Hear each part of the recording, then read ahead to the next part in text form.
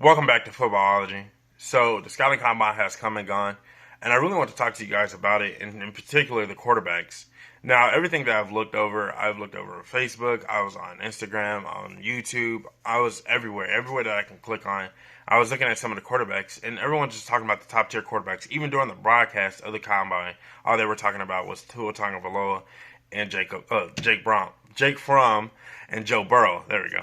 And that's it. That's how they talked about. But there was all these other quarterbacks that were showing up, and I know they said some stuff about Jacob Easton as well and Jordan Love.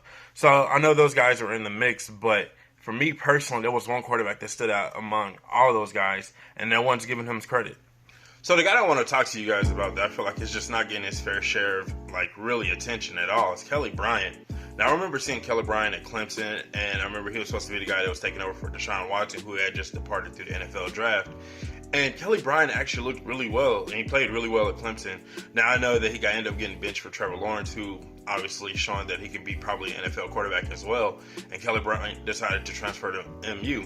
And so when all that happened, I think a lot of people forgot about who he was while he was at Clemson and that year that he put together when he was starting at Clemson. The guy threw the ball really well. He ran the ball extremely well. He showed that he can take command of the offense. He showed that he could be a starting quarterback.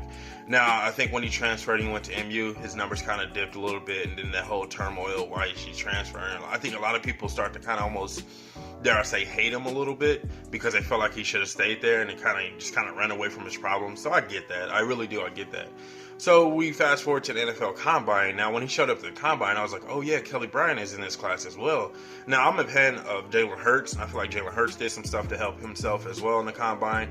Jacob Easton looked really good. He's a guy that looked like he has that arm talent that you can't teach and everything else that you want to teach to him so he can become an NFL starting caliber quarterback. See, like a team like Pittsburgh messing with Jacob Easton, that would be really good for him. And then, we got Joe Burrow coming off one of the best college years as, any college athlete or any collegiate quarterback at this point can ever have. So I get all of that. I get why those guys deserve their hype. Same thing for Tua. And I understand why he gets his hype. But when I seen Kelly Bryant at the Combine, now, like I said, Clemson, he had a really good year. He had the transfer situation and all that. But when I seen Kelly Bryant at the Combine, he looked the part. He looked the prototypical size, if you will, for an NFL quarterback. He made some really, really good throws compared to a lot of other guys that were struggling to make some throws.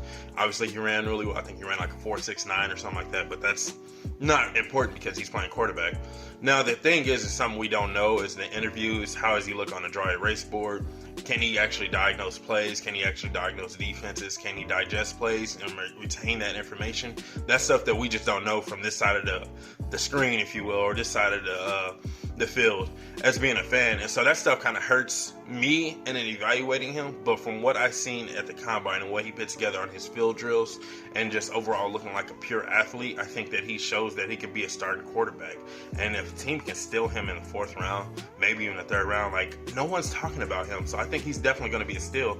And just bench him, sit him for a year or two, let him develop, let him understand the NFL game. He knows how to run RPOs. He knows how to run the option. He understands that he's really fluent in that system, and that's really where the NFL is starting to lean towards too anyway. So this is a guy that can throw the ball, run the ball really well, and do all those other things in between. And I think he actually has the opportunity to be a starting quarterback, and I really do believe that. So I think that Kelly Bryant deserves his hype. He deserves some level of attention. Like I said, get him in the third or fourth, fifth round. I think, honestly, he's probably going to be in the third round, maybe, depending on the team and if they have a veteran player in place. Say, for instance, if I'm Indianapolis, right? They go get Phillip Rivers, and then you can go get Kelly Bryant in the third or maybe in the fourth round, depending on how far he falls.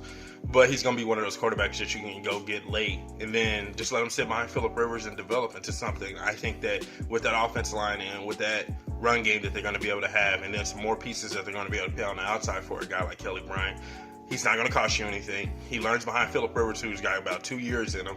And then by the time those 2 years is up, if Kelly Bryant hasn't developed into a good quarterback, I can understand that at that point. But I feel like that this guy will develop into something special.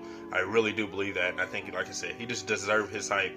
Give his man his attention. And I know he's in a class with a lot of other good quarterbacks that had done a lot of other good things. Jalen Hurts, Tua Tagovailoa, Joe Burrow. Jacob Easton just has the athleticism, big arm. And then we got Love that everyone's starting to try to nobody wants to say it, but everybody wants to say that he's Pat Mahomes, the out of nowhere quarterback. So it's really interesting.